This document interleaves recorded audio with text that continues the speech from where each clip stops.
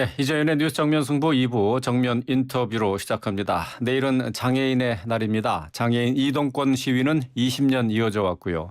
장애인 이동권이란 단어가 언론에 등장하는 빈도가 늘기 시작한 것은 얼마 전이었죠. 이번 시위가 이벤트성으로 또 소모적으로 끝나지 않기 위해서 우리는 무엇을 해야 할까요?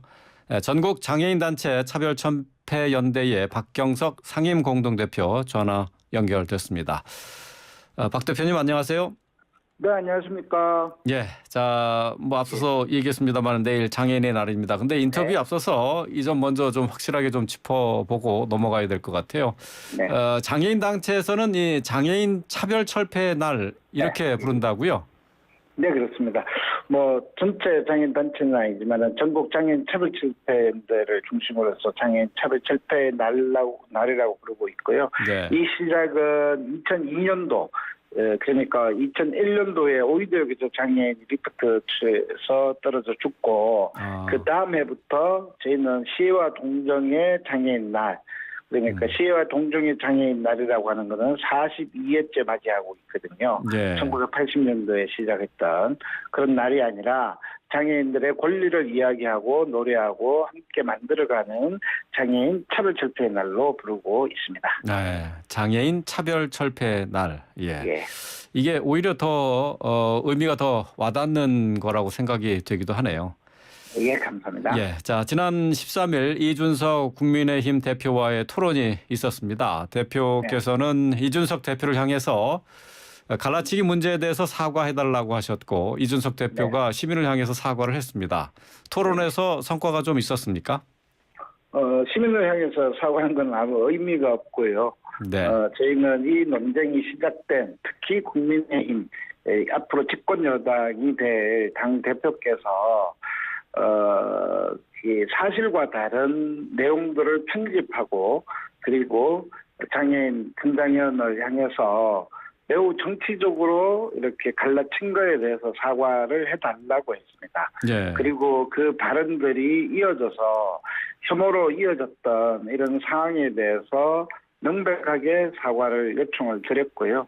그리고 정치적으로만 갈라친 것이 아니라 장애인 단체끼리 이렇게 또 갈라치는 이런 악순환을 거듭되는 것을 좀 멈추고 네. 정말 이 장애인의 권리가 무엇인지 특히 시민권이라고 이야기할 수 있는 이동화의 권리가 21년을 외쳐도 이렇게 해결되지 않는 그 원인과 그 대안이 네. 좀 나와야 되는데 그렇지 못해서 좀 아쉽습니다. 그러니까 이 대표의 사과가 형식에 그쳤다 이런 평가시군요. 네네, 사과하지 않았습니다. 사과하지 않았다고요. 예. 예. 자, 이 대표가 SNS에 전 장현이 서울시민 볼모로 시위를 지속한다는 내용의 게시글을 올린 후로 혐오 논란이 있었습니다. 그 네, 후로 맞습니다. 박 대표께서 전 장현의 욕설을 포함한 항의 전화가 많이 온다라고 말씀한 적이 있었어요. 토론 이후에 좀 달라졌습니까? 토론 이후에 특별하게 달라진 건 없고요. 저희가 인수위를 만나고 난 뒤부터는 네. 기다리고 있었죠. 지하철 출근길에 지하철을 타지 않고 그냥 삭발을 하면서 네. 있었기 때문에 토론의 역량보다 인수위랑 만나서 대화하고 출근길에 지하철 타지 않음으로 인해서 이 혐오 발언이나 욕설이 조금 줄었죠. 네.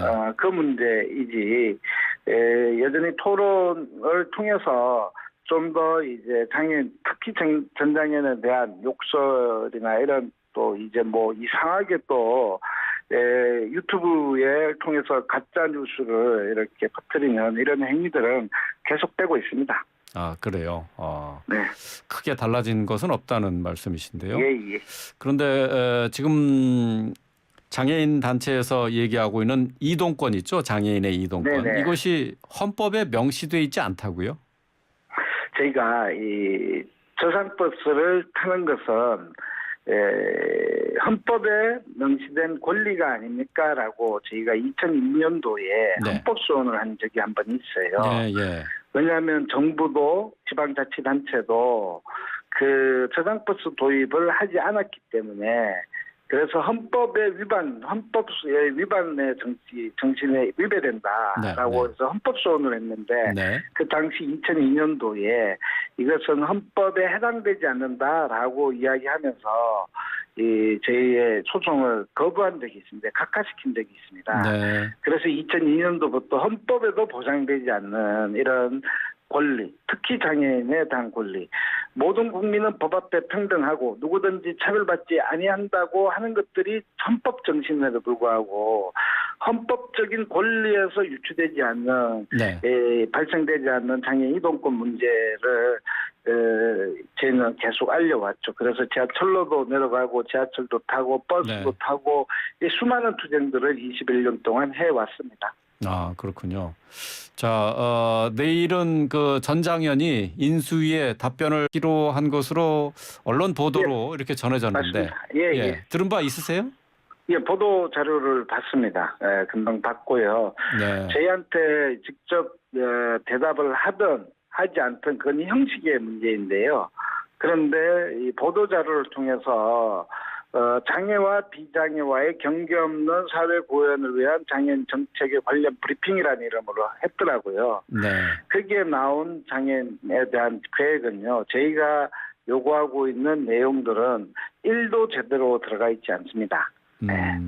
그리고 정권이 출발할 때마다 장애인들이 이동권을 보장하지 않겠다고 한 정권은 없었습니다. 그렇죠. 장애인들도 교육받아야 된다는 요구에 대해서 장애인의 교육권을 보장하지 않겠다고 한 것들은 아무도 없습니다. 네. 그리고 확대하고 검토하겠다는 말은 똑같은 말을 모든 정권이 다 했습니다. 네. 그것에 대한 반복에 불과해서 저희는 좀 더 2023년도에 반영될 장애인의 권리 예산과 그리고 이동권을 보장할 구체적 대안들을 요청을 했는데 네. 그것을 브리핑에 나타나 있지 않아서 매우 실망스럽고 네. 이것을 소통하고 그리고 거기에 따른 답을 준다라고 하기에는 너무 희망의 이 고문이라고 저희는 생각하고 있습니다. 네. 그렇다면은 인수위가 답변을 명확하게 주지 않으면은 시위를 재개한다는 방침인데요. 어떤 식으로 앞으로 활동을 하실 계획이십니까? 저희는 경복궁역 그렇게 인수위가 있는 경복궁역에서 매일매일 삭발하고 있습니다. 예. 그래서 내일도 5명의 장애인이 삭발을 할 예정이고요. 네. 그리고 21일 오전에는 7시에 이 5호선 광화문역 5호선과 네. 시청역 2호선과 그리고 경복궁역 3호선에서 동시에 지하철을 탈 예정입니다. 아, 출근길에 21일부터 오전 7시에 예. 출근길에 저희는 지하철을 탈 예정입니다. 예. 그러니까 다시 한번 이동권 보장 시위를 지하철 2호선, 5호선, 3호선 경복궁역과 광화문역, 시청역에서 다시 재개를 하시는 거네요. 예. 그래서 이동권뿐만 아니라 예. 저희가 윤석열 정부 인수위에 제출해 있는 교육을 받을 수 있는 권리, 그리고 또 최중증 장애인도 네. 노동의 기회를 가질 수 있는 권리, 그리고 장애인 거주 시설이 아니라 네. 지역 사회에서 함께 탈시설에서 살아갈 수 있는 권리가 보장되는 예산을 저희는 동시에 이렇게 제출하고 있고 답을 기다리고 있습니다. 예. 이동권뿐만 아니라 장애 등급제 폐지 역시 오랜 시간 주장하신 건데요. 맞습니다. 그게 장애 등급제 폐지가 이게 지금 현재 어떻게 운영되고 있고 어떻게 바뀌어야 되는 겁니까? 저희가 박근혜 문재인 대통령께서 경선할 때 2012년도에 저희가 광화문 지하차도에서 장애 등급제 폐지를 외쳤습니다. 네. 그래서 1842일 동안 저희는 광화문에서 장애 등급제 폐지를 외쳤고요. 문재인 정부가 들어서 2019년도 7월 1일 날 장애 등급제를 단계적으로 폐지하겠다는 계획을 발표했고 네. 장애를 이제 원래 1급에서 6급인데 중경으로 나누어서 이렇게 진행되고 있습니다. 저희는 본질적으로 지금의 장애 등급제 폐지는 가짜 폐지다. 결론적으로는 예산이 갖추어져서 충분한 지역사회에서 살아갈 수 있는 권리가 보장되지 않음으로 인해서 장애 등급제는 가짜로 진행되고 있고요. 특히 예를 들어서 개인들에게 주는 중증장애인 개인들에게 주는 활동 지원 서비스조차도 네. 24시간 필요한 중증장애인에게 24시간을 보장하지 않고 있습니다. 중앙정부가 지금 벌써 한 3년 4년이 지났는데요. 장애 등급제 대신에 종합서비스 점수조사라는 것들을 개발해서 했는데 지금 중앙정부는 하루 16시간만 5명에게만 주고 있습니다. 5명. 24시간 필요한 장애인들이 매우 많은데요. 예. 중앙정부는 8만 명 중에 5명만 딱 16시간만 제공하고 있어서 하루에? 이것이 하루 24시간이지 않습니까? 예. 자기 몸도 가누지 못하는 최중증 장애인들은 24시간이 지원이 필요하거든요. 그렇겠죠. 예. 오늘 또 이제 발달장애인 부모님들이 그 가족들이 발달장애인 국가 책임제와 하루 24시간의 지원 체계를 만들어 달라고 555명의 부모님과 가족들이 삭발을 했어요. 네. 그런데 이 장애 등급제 폐지를 통해서 충분한 어떤 예산들, 충분하다고 해서 이것이 넘쳐나는 것들이 아니라 기본적인 예산입니다.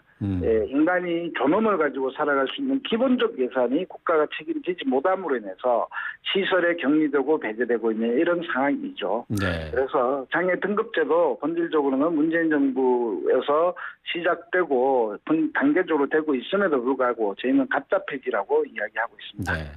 그러니까 장애인 등급제 자체가 문제가 있는 것이고 장애인으로 등록이 됐을 경우 중증도나 이런 거에 상관없이 장애인에 대한 복지 혜택을 골고루 나눠줘야 된다는 그런 말씀이신데요.